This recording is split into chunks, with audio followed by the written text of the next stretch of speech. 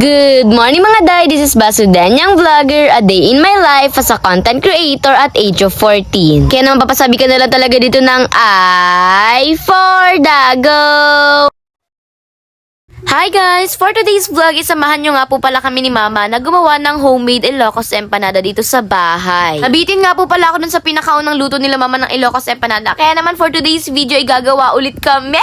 By the way, ang pinakaunang step nga talagang ginawa namin dyan, nilaga nga muna po pala namin itong munggo hanggang sa lumambot na nga yan siya. Tapos syempre, i-drain natin yan. Dapat medyo drain na drain siya, pero wag nyo namang durugin. Char! Next naman nga po pala is itong longganisa. Bale, hingiwa nga lang po pala namin yan sa gitna and then tinanggalan ng balat tapos dudurugin. Ganun yung step na ginawa namin na pagdudurugin na namin itong longganisa. Pero syempre, depende na yun sa inyo kung ano yung mas madaling step para sa inyo. By the way, after naman nga po palang madurog ng longganisa ay eto, isinalang na nga po pala yan dyan ni Mama dito sa kawali para naman nga talaga maluto. After naman nga po pala na maluto ng longganisa ay eto, nagtadtad naman nga po pala dyan si Mama ng sibuyas at bawang. Gigisahin na muna nga raw po kasi ni Mama itong papaya tsaka itong munggo para daw mas masarap. Tapos sabi niya nga baka raw kasi kapag hindi ginisa ay walang lasa. Nyos ko, grabe ang trust issue. Pagkatapos naman nga po pala niyang gisahin ay lalagay nga na po pala yan sa isang lalagyan tapos magpuproceed na tayo dun sa dough. Para naman sa dough, naglagay nga lang po pala dyan si Mama ng tubig, aswete powder, tapos konting oil and then hahalu-haluin tapos hihintayin lang natin niyang kumulo. Then kapag kumulo na nga talaga, ilalagay na nga talaga natin yung ating rice flour. And then syempre, pag nailagay nyo na yung rice flour, ihahalu-haluin nyo nga lang talaga yan hanggang sa mabuo nga talaga yung dough niya. Hindi nga po pala kami dyan naglagay ng maramihang rice flour, talagang paunti-unti lang yung lagay tapos kapag kinulang dagdag lang ulit dahil baka mapasobra naman. Hinalo-halaw nga lang po pala yan ni Mama dyan tapos kapag nafe-feel niya nga nakulang pa yung rice flour, dinagdagdagan niya nga lang po pala yan paunti-unti. Kapag okay na nga talaga, inililipat na nga po pala yan dito sa may plastic. Paano ba naman dito niya na po talaga yun imamasa ng mas maayos. And then ayun, kapag namasa nyo na lahat, syempre yan na yung mga ingredients na kakailanganin natin. Kaya naman magbabaluto talaga tayo for today's video ng empanada. Ako nga talaga yung pinapagawa dyan ni Mama, kaya naman naglagay nga lang po pala ako ng oil sa kamay. Tapos nilagay ko na rin nga po pala itong maliit na dough dito sa plastic. And then gagamitan natin yan itong rolling pin. At kung wala naman nga kayong rolling pin, ay pwede naman ang baso. Bale yan, i-roll-roll nyo nga lang po pala yan sa hanggang sa mapantay nga po. Bawal lang may bukol, tapos bawal din yung may butas. Kapag nga talaga pantay na ilalagay nyo na nga dyan itong munggo, longganisa, tapos syempre yung itlog. Actually, yung unang gawa kong yan, wala pa talaga akong kaalam-alam kung tama ba yung ginagawa ko. Kaya naman kung san-san ko na lang nilagay. Ganyan kasi yung nakita ko sa mga pinanood ko, kaya naman ganyan na lang din yung ginawa ko. Pero sabi nga ni Mama, mas better nga raw kung yung longganisa ay nilagay ko nga rin daw sa gilid para naman saktong-sakto yung itlog sa gitna. Bale, si Mama na nga po pala dyan na nagpatuloy ng pagbabalot. Paano ba naman hindi ko na nga talaga kaya yung ibabaliktad na nga talaga yung dough para maging empanada na siya. Tapos si Mama na rin dyan yung nagprito dito sa may mantika. Alam niyo ba, sobrang matatakotin ko talaga sa mantika, sa totoo lang. Alam niyo na marunong naman ako magluto, pero pagdating talaga sa mantika, talagang hindi ko kakayanin.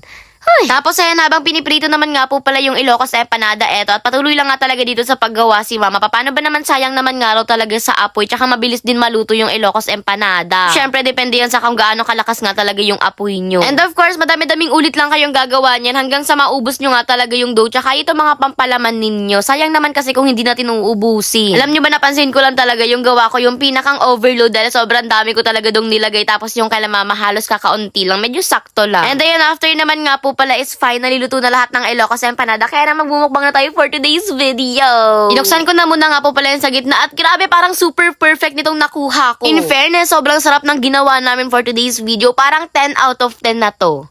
By the way, mas better nga po pala ito kung kakainin nyo siya ng medyo mainit. Paano ba naman kapag lumamig na nga medyo nababawasan na yung sarap niya? And ayun lang naman ang ating mga kaganapan sa ating vlog for today's video. Walang talaga kayong kailangan pang problemahin kapag nag-crave kayo dahil pwede nyo na siyang gawin sa bahay ninyo. Well, ayun, hanggang dito na nga lang po pala ang ating vlog. Yun lang sa ito, Ben. God bless. Thanks for watching. Mwah!